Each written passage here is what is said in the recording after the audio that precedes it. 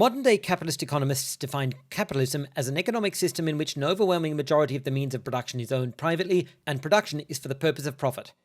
Capitalist economists typically define state capitalism as a capitalist economy in which the state has a significant guiding influence on the economy. Socialists do not recognize this as a form of socialism. In 1917, Vladimir Lenin stated explicitly that this was simply another form of capitalism. When the Soviet Union was forced to fall back to state capitalism in 1918, Lenin acknowledged this was not socialism. The earliest formal definitions of a socialist economy describe it as the workers collectively owning the means of production and production for use rather than profit. There is no ownership by a class of people who are not workers at the place of production. Consequently, the workers at the company own the company. The workers at the factory own the factory. This is different to non-workers owning the company or non-workers owning shares in the company. That's capitalism. Mainstream capitalist economists also agree with this definition. 4 economic systems are widely recognized in the scholarly literature. Firstly, private ownership and market allocation, which is a capitalist market economy. Secondly, private ownership and planned allocation, which is a capitalist planned economy. Thirdly, collective ownership and market allocation, which is a socialist market economy.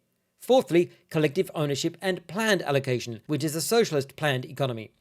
Using this taxonomy, state capitalism comprises private ownership and planned allocation. This is the economic system used by the Nazis. Even during the early 1930s, it was recognized that Hitler was merely using the term socialism to attract as much voter support as possible.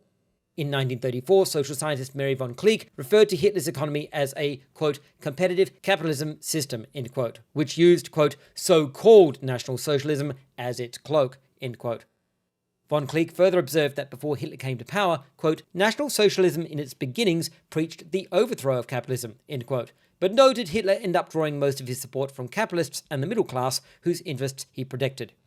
Political scientist Anush Kokish agrees, noting that the programs proposed by the Nazis before they came to power, quote, were not socialist in the economic sense, but were a means to attract mass support before the Nazi seizure of power, end quote. Prior to 1932, the Nazi Party included some, at least, socialist sympathetic members. However, they were ineffective and were soon sidelined, expelled, or executed. Gottfried Feder was an anti-capitalist, though not a Marxist. Once Hitler was in power, Feder was completely ignored.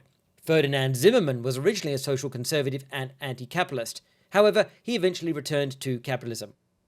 Gregor Strasser was a Nazi official who originally proposed nationalizing the economy. However, his views were rejected by Hitler, and in 1934, he and anyone else even remotely sympathetic to socialism was simply executed.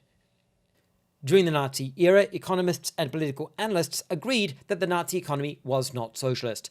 It is particularly important to understand that this view was not simply held by socialists and communists, but by liberal capitalists as well. In 1936, an article in The Economist magazine noted that the Nazis' original apparently pro-socialist economic program had already been abandoned.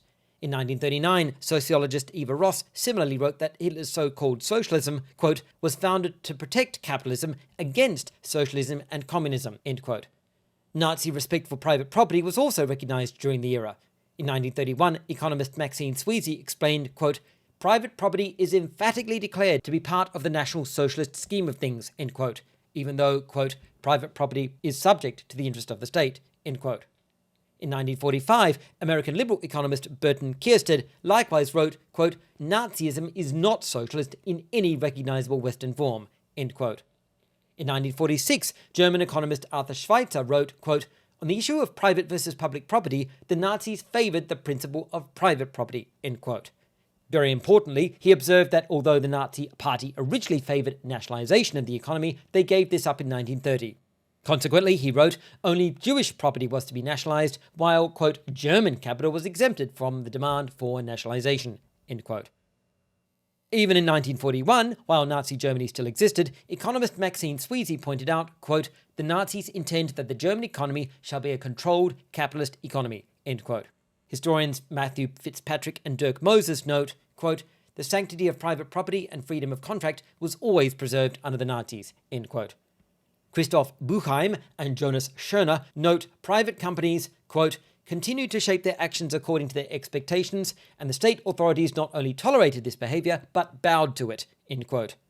Historian Dieter Ziegler writes that the Nazi government typically let private capitalists run their companies without interference, commenting, quote, Aside from a few prominent exceptions, the government did not put pressure on industry to shift production or to make specific capital investments." End quote. Economics scholars Paul Jackson and P.J. Davis likewise argue that although the banking sector was, quote, "subject to enormous control," end quote, nevertheless, quote, "this was not socialist nationalization or collectivization," end quote.